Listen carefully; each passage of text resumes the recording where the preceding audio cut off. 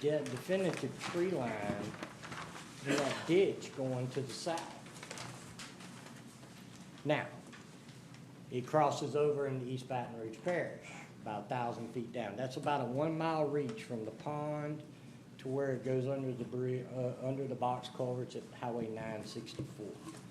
If you look at photograph 8 and 9 on the third page, I put 8 in there to demonstrate what the ditch cross section, what the ditch should look like to have good flow capacity.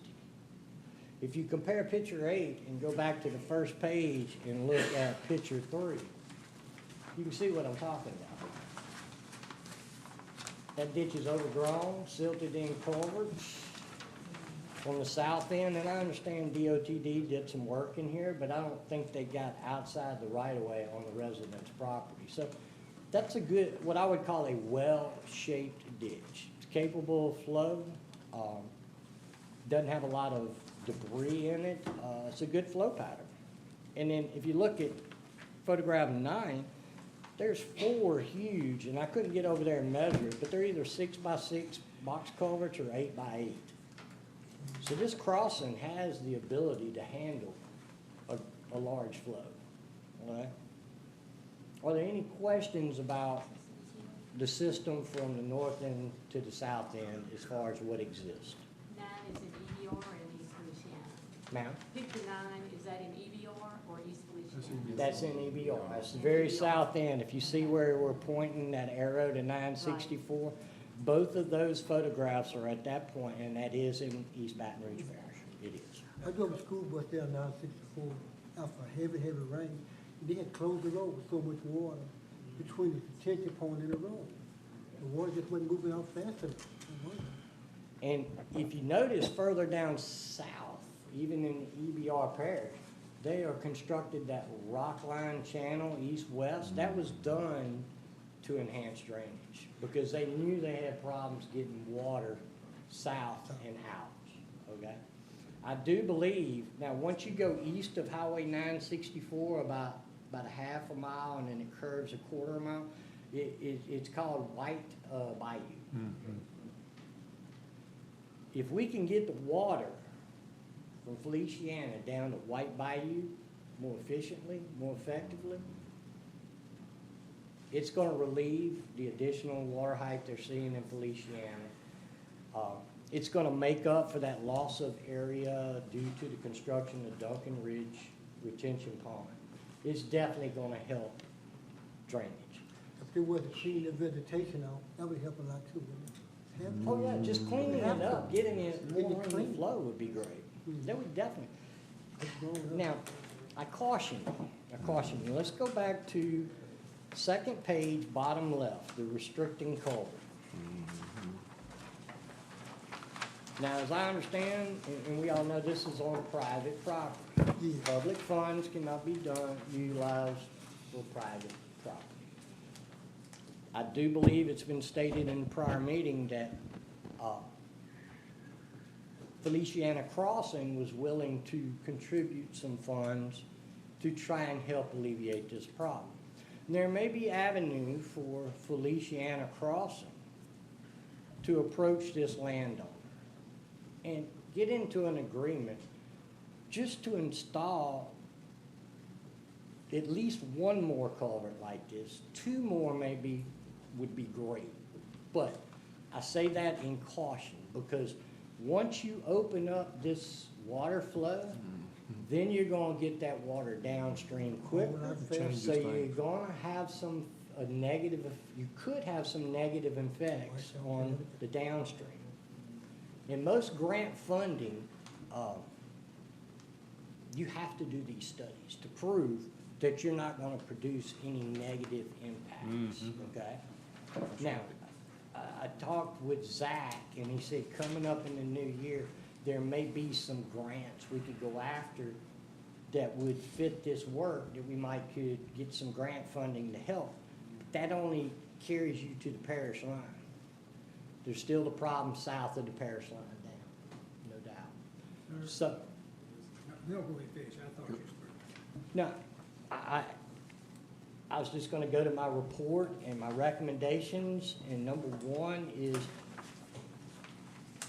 East Feliciana Parish, you need to update your ordinances. Right now, the ordinance is required. Have you To- looked at our ordinances? Yes, I have. What are our ordinances like for this?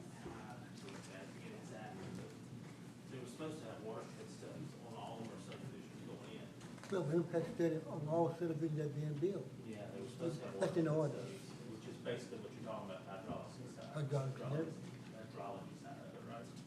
Yes, I did not read that in the ordinances under subdivision, and we're doing some other reviews for subdivisions that want permit, want approval to be constructed. What I found was that it said you had to provide a contour map, which just basically says the existing ground elevation. It says you had to shape a ditch a certain way, 3-to-1 side slopes, had to have a bottom width, certain size.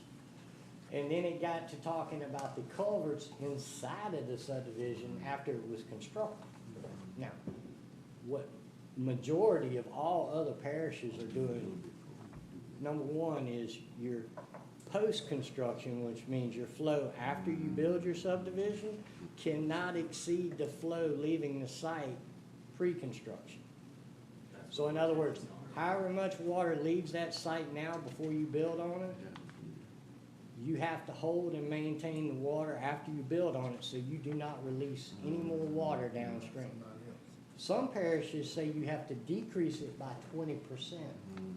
So you can only release 80% of what was released. I find that quite stringent, it's quite expensive, and that's why you see all these big ponds in front of the shopping centers with the fountains and all. They make you look like it's there for aesthetics, but it's really there to hold water. You need to, if you don't do these three things, one is a hydrologic and hydraulic report. The other one is a DIS, a drainage impact study.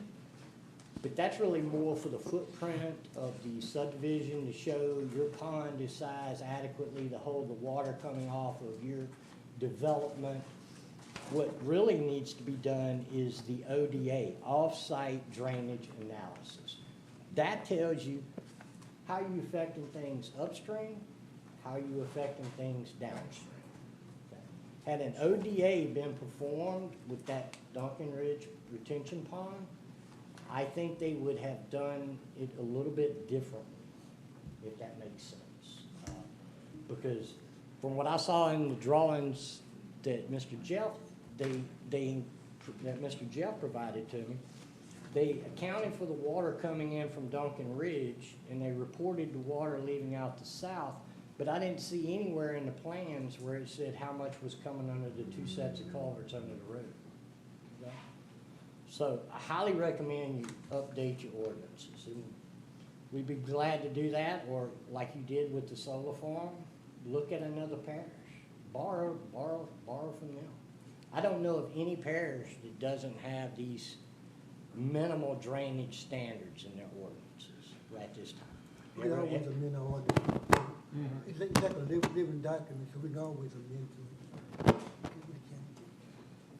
it. For East Feliciana Crossing,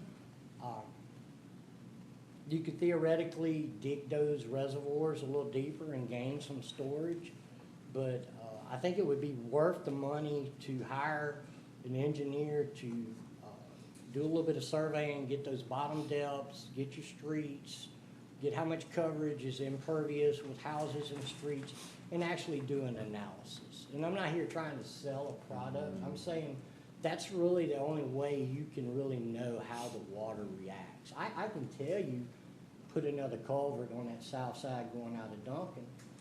Yeah, it's gonna help the flow.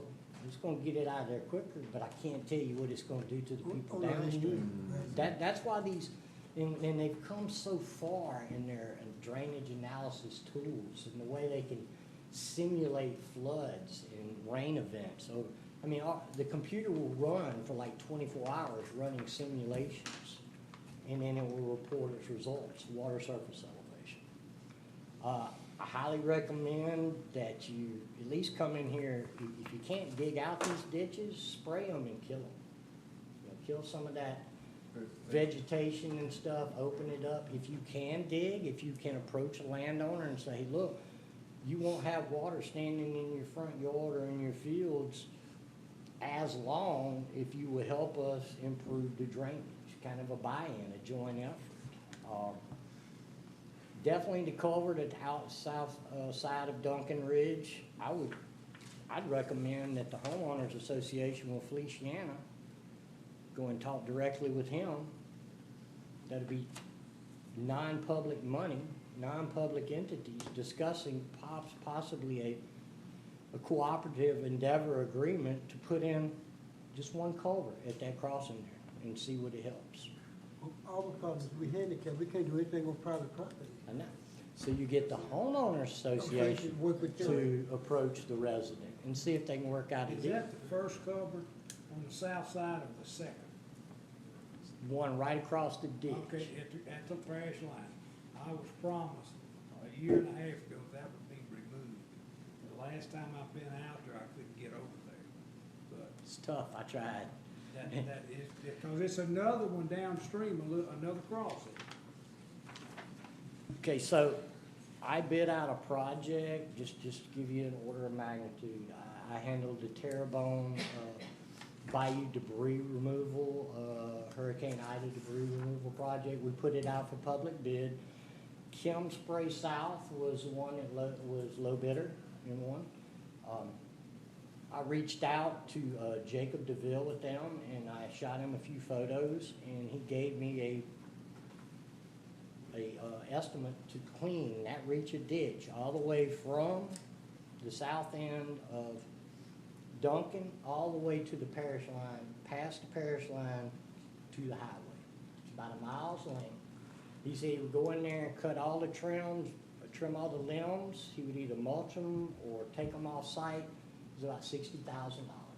Not bad, not bad cost, but that was not reshaping the ditch. And I'm not saying that because I know that's private property, public money can't be used there.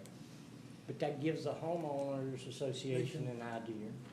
It also gives the parish an idea of kind of the funding we'd go after for if we went after some grant funding.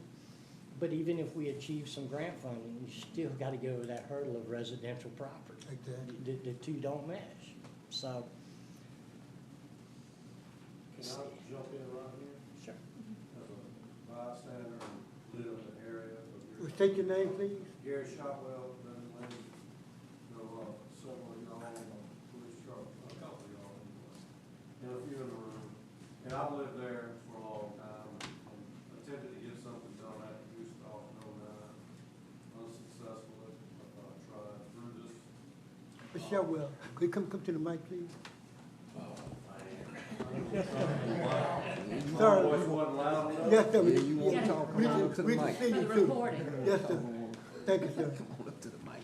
You don't start over again, do you? Okay.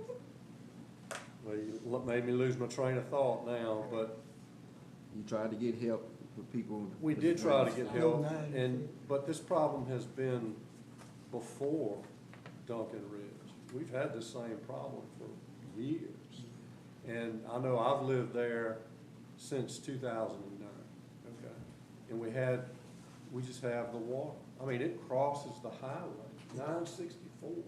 I sat on a porch on the last flood event, rain event, which when I say that, if you get over 6 inches in a short amount of time of water.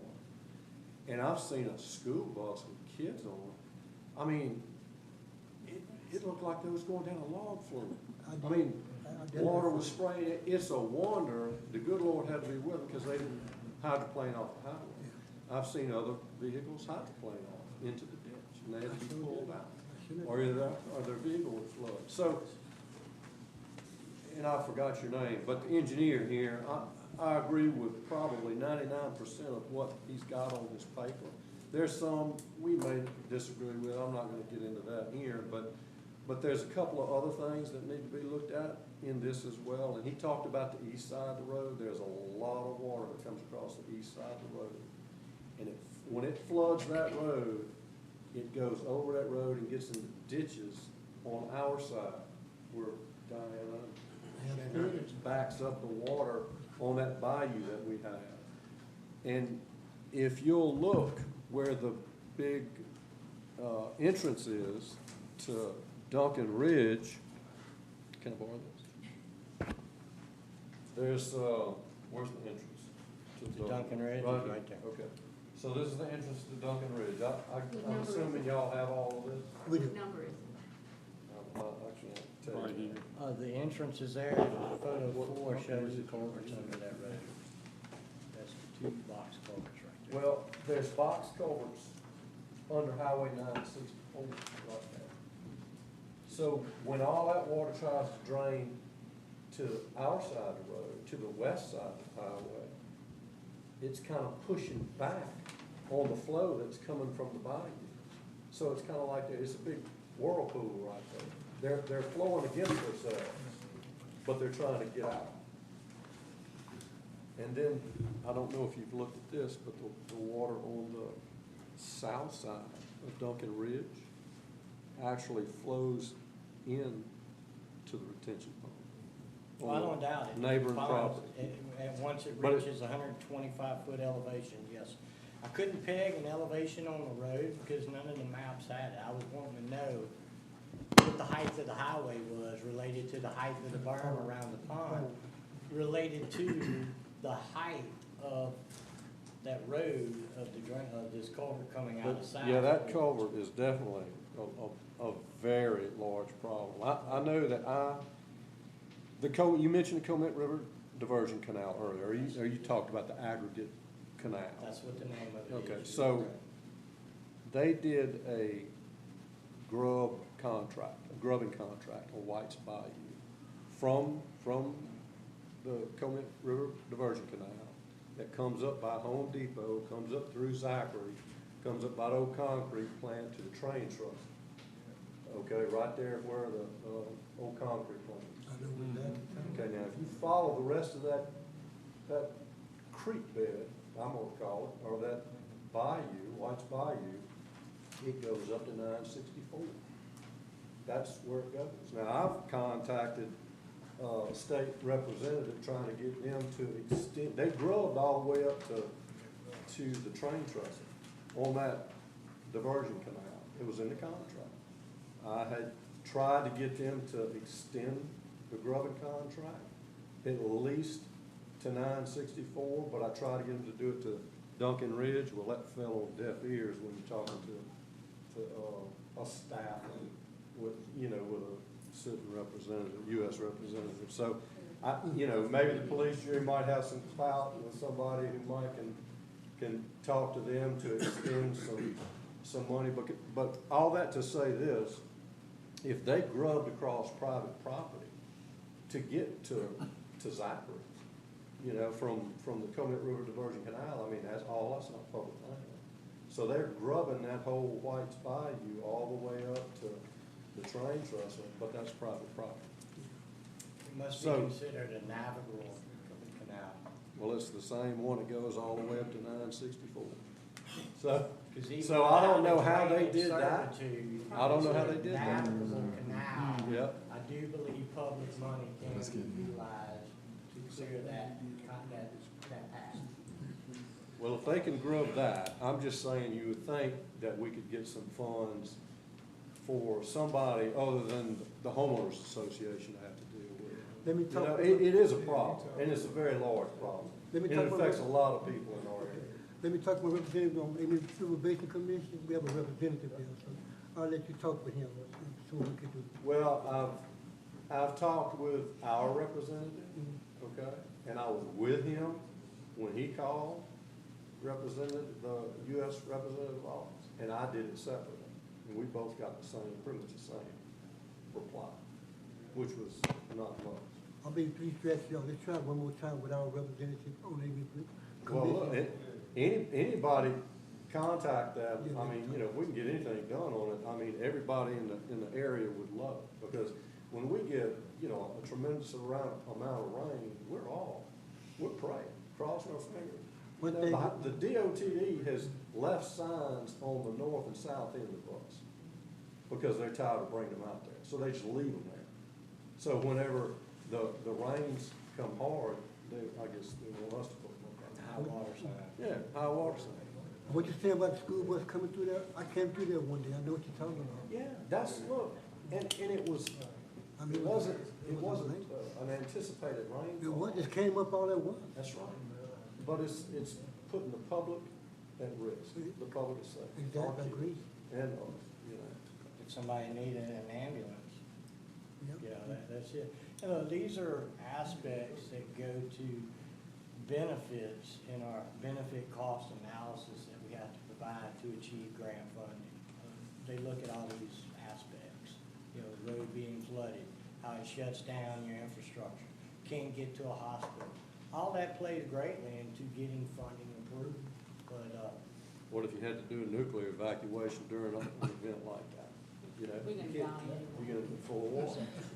I mean, and to sum Thank it you, up, Sean. I put several recommendations in there. I know the parish doesn't have officially, or doesn't have a lot of money towards drainage, but if you could get 15 feet either side of the center line donated by the residents downstream, then that would at least open up the avenue for you to have the right to go on that property and do something. Maybe it's a phased, just to trim the limbs and open up the flow path, something. you consider it a substitute? Would I consider it a what? A servitude. Oh, it'd have to be, it would have to be dedicated as a servitude for the parish to do anything. Yeah, it's gonna have to be, we just can't do it. It's supposed one person opposed it, it still won't happen. You'll be on the same page.